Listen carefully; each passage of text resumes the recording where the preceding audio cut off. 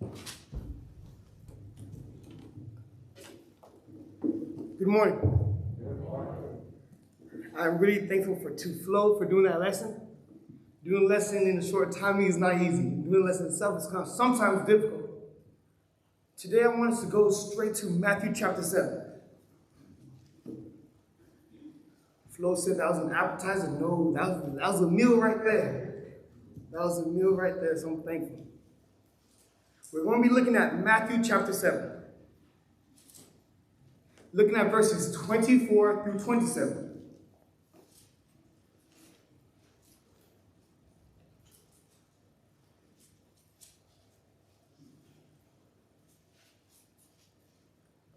Let's do it. Everyone who hears these words of mine and does them will be like a wise man who builds his house on the rock. And the rain fell, and the floods came.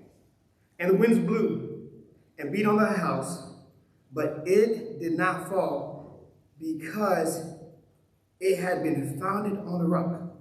I want us to pause there, and I just want us to look at these few verses real quick. It says, everyone who hears these words of mine. And this is Jesus speaking. For those people who hear Jesus' words and does them, their house will stand in the storm. The rain fell, the flood came, the winds blew, beat on the house, but did not fall. The reason why it did not fall because it was built on the rock. But if we go on verse 26,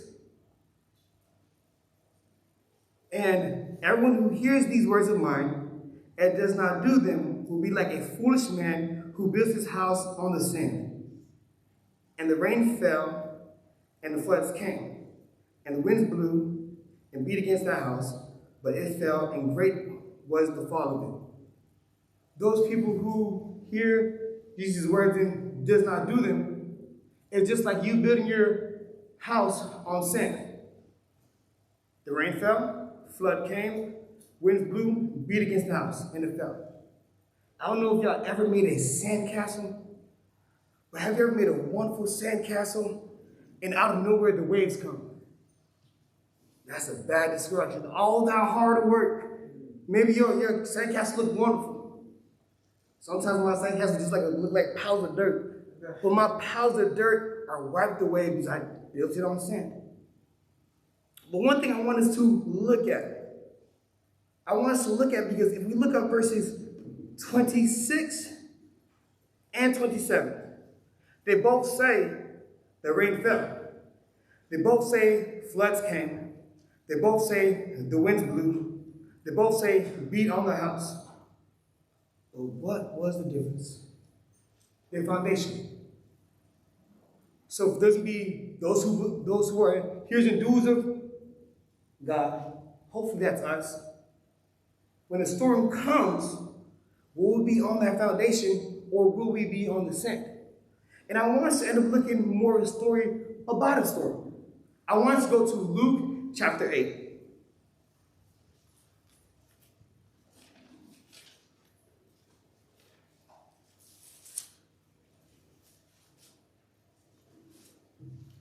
We're going to be looking at Luke chapter 8. Verses 22 through 25.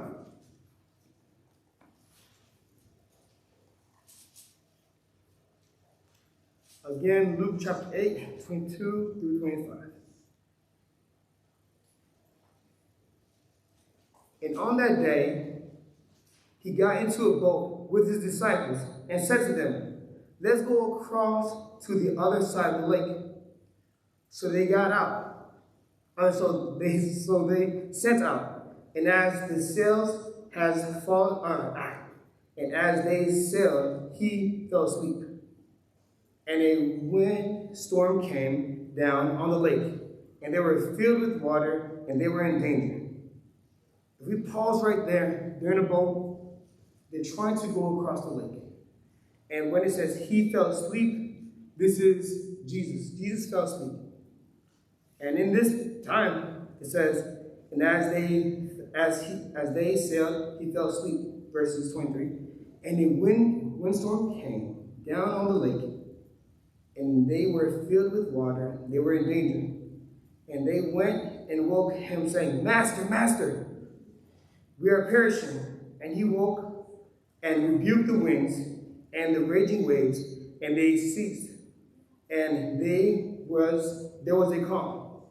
He said to them, Where is your faith? And they were afraid, and they marveled, saying to one another, Who then is this, that he commands even the winds and the waters, and they obey him? They're in a boat, and not just in the boat, but there is some danger. The windstorm came, it's filling up with the water, and lots of times when we look at this story, we could look at the disciples and ask them the same question. Where is your faith?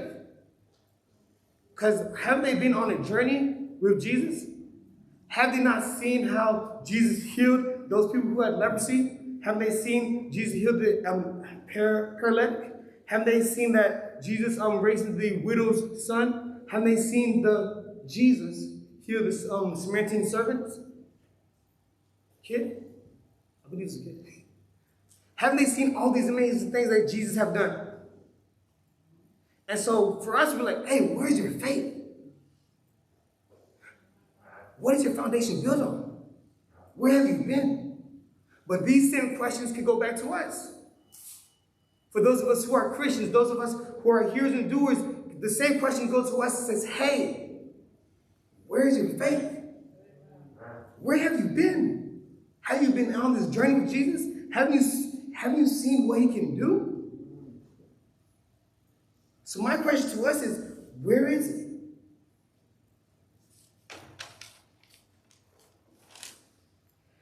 Lots of us could look at them and be like, well, was it really a dangerous situation? They're on a boat. I'm not gonna lie to you, doing this lesson, I was afraid. Because on a boat and you're sinking, that's no joke. I'm not trying to make this funny, but that's no joke. Like for me, when I watched the Titanic, that was a scary movie for me. There was a time I was on the cruise, I looked out and said, man, I hope this doesn't sink. So looking at them and seeing how they're freaking out, we most likely would do the same thing. I do not know what they all did in details. I probably will be running around screaming, trying to grab a bucket of water, or not bucket of water, get in the bucket and point out the water out. I don't know what I'll do, but I'll be freaking out. Most of us will probably be freaking out.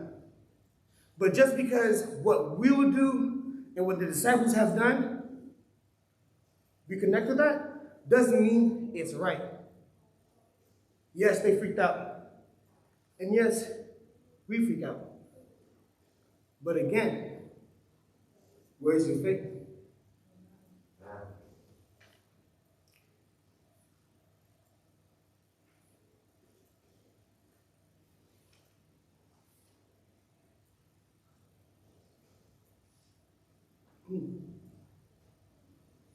My question to us is, when I'm reading my question, but there's something that we could probably say to these disciples. If you could go ahead and say to the disciples, you probably would say to the disciples, hey, it's going to be all right. You probably would say to the disciples, you wait and see. You probably could say to the disciples, don't you worry. But the only reason why we could probably make those results or say these things is because we know these results. We read the story and we're like, oh, Jesus is going to come through. So if we could say anything to them, we'll say, hey, don't you worry. God got you. Though we do not know the results for us, could we say the same thing? Lots of us are going through storms. And the sad thing is sometimes we have more faith in the storm than we have in God. Sometimes we have more faith in the boat that's sinking than in God. It's interesting because while the boat is sinking in our personal lives, we hold on to the boat as if we're going to float. We try to hold on to our situations that's drowning us, that's not helping us out, but we hold on to that, but we do not hold on to God. We don't. And that's something that you and I, all of us, need to get better at. The storms will come. As we said, as we read the story of the wise men and the foolish men, the storms will come to whoever you are. But what is your foundation on? And I'll be honest with you, looking at the story, it's like, man, it makes me think. Because recently I began to worry more often. I sometimes would just let that consume so much of the day. But we know what the Bible says about worrying. And in case if we don't, let's go to where it said, Luke chapter 12.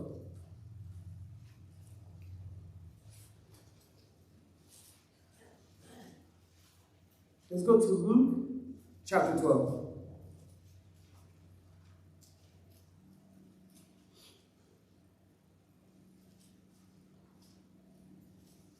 If we go to Luke chapter 12, we're going to go to verses 22, and we're going to be going through 27. And he said to his disciples, "Therefore I tell you, do not be anxious about your life, what you eat, nor about your body, what you put on. For life is more than food, and the body more than clothing. Consider the ravens. They neither sow nor reap.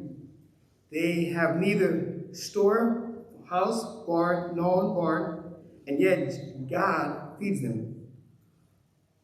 Of how much more value are you than the birds? And which of you, by being anxious, can add a single hour to his lifespan? If then you are not able to do as small a thing as that, why are you anxious about the rest?" And I want us to read that part again. I want us to end up reading verse 25 and 26 again. And it says this, "And which of you, by being anxious, can add a single hour to his lifespan? If then you are not able to do as small a thing as that, why are you anxious about the rest?" I'll be honest with you. I lost a lot of hours. I lost a lot of hours because of my anxiousness. I lost a lot of hours of just being worried. And something needs to change, not just me not being anxious no more, but something has to change. What has to change is me having faith in God. Me casting my cares. To the disciples, them looking at them and seeing at their situation, I'm not gonna lie to you, it might be difficult for me to say, hey, just take a rest. Just rest and hold on to Jesus. Because if we were the disciples, can you imagine being on the boat? And it's kind of like, well, what should they have done? And that's a difficult question.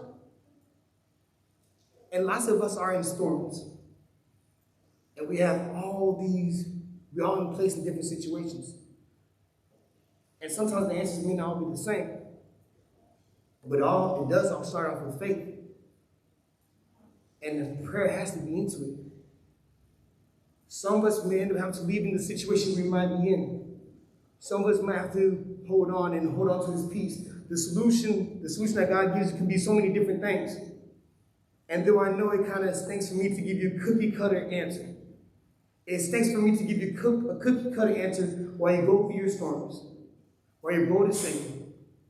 It stinks for me to say, have faith. It may stink for me to say, pray about it. It may stink about it, but the thing is, yes, it's a cookie-cutter answer. And yes, we may hear it a lot, but do you really do it? A lot of people can say, hey, have faith. And sometimes we may not want to hear that. But are you going to really have the faith in God? Lots of people are going to tell you, hey, pray about it. But the question is, while you're in that storm, when's the last time you prayed about it? Did you just pray about it one time? Did you just pray about it 2 times and then you quit? Where's your faith at? Where's our faith at? Yes, we can go through difficult situations. And I want us to end up looking at Romans chapter 8. Romans chapter 8, verses 28.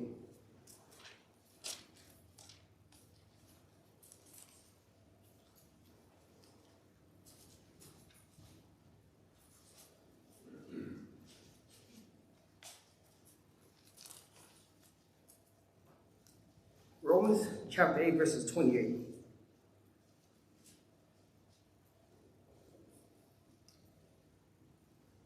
And it reads, "And we know that for those who love God, all things work together for good, for those who are called according to his purpose." Again, I want to read that again. And we know that for those who love God, all things work together for good, for those who are called according to his purpose. For the disciples, Jesus was there before the storm started. Jesus was there during the storm. Jesus was there after the storm. For us, it's the same thing. God is there before the storm was there. God was there during the storm, and God's going to be there after the storm. And I know sometimes we could read Romans chapter 8, verse 28, saying, hey, the result will always be good. And if I'm going to be really honest with y'all, family, sometimes what's good is going to be for us to go to heaven. I want to be honest. I feel like sometimes we hold on so much to this life, saying this is the best thing. But isn't the best thing God? We may want to end up seeing a clear sky in our storm, but ain't nothing better than seeing God's face. Ain't nothing better than coming in and singing his praise. So yes, we may want to end up getting out this situation. But sometimes getting out of the situation may end up just being with God, being in the best spot. And then for sure you'll be living your best life.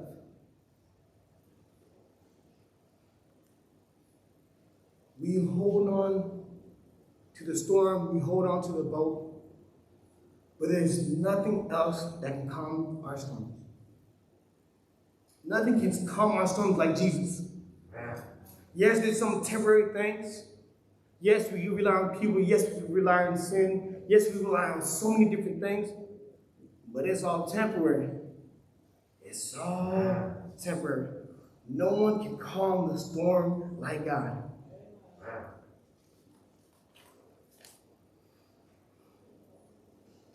I want us to end up going to 1 Peter. 1 Peter chapter 5.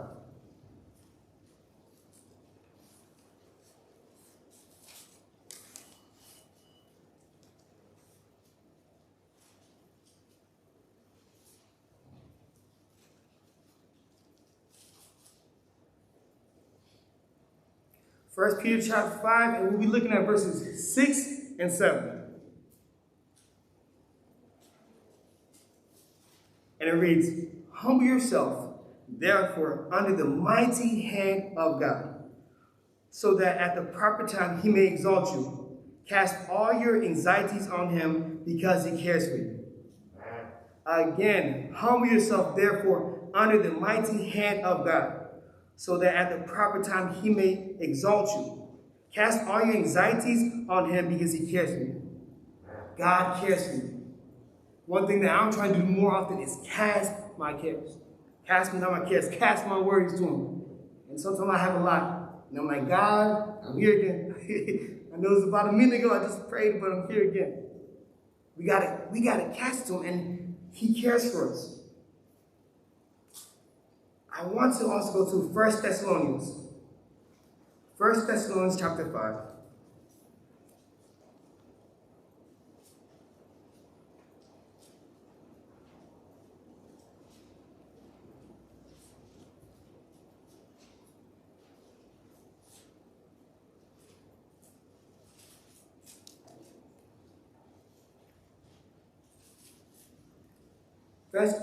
First Thessalonians chapter 5, and we'll be looking at verse 16 through 18.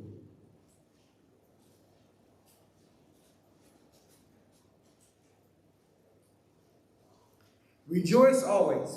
Pray without ceasing. Give thanks in all circumstances, for this is the will of God in Christ Jesus for you. Again, rejoice always. Pray without ceasing. Give thanks in all circumstances, for it is the will of God in Christ Jesus for you. We need to continue praying. We need to rejoice and we need to give thanks in all circumstances. And to be honest, in storms, it's very difficult to do so. I'm not going to end up making it seem like it's the easy thing to do. It's not. But I encourage you to do so. And I'll be honest with you, to give God your faith is not going to be an easy thing. Sometimes you give it to God, your hands might be shaking like, all right, God, here you go. But no matter how fast your hand shakes, how bad it rattles, I encourage all of us to give your faith to God. It doesn't matter if you may seem like you might have some arthritis. Just give it to him. Having your faith in anything else would not be suffice. It would not be enough.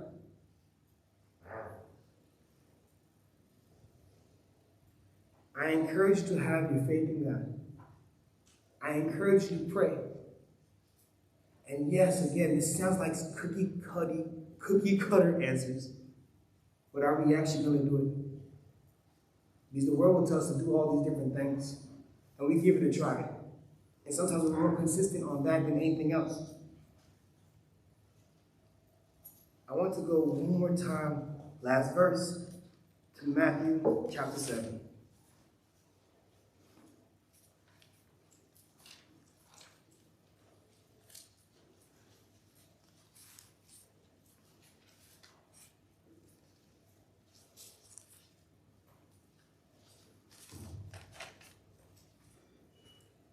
Matthew chapter 7, and we'll be looking at verse 24. Actually, not 24, but 26, I believe. I'm not there yet.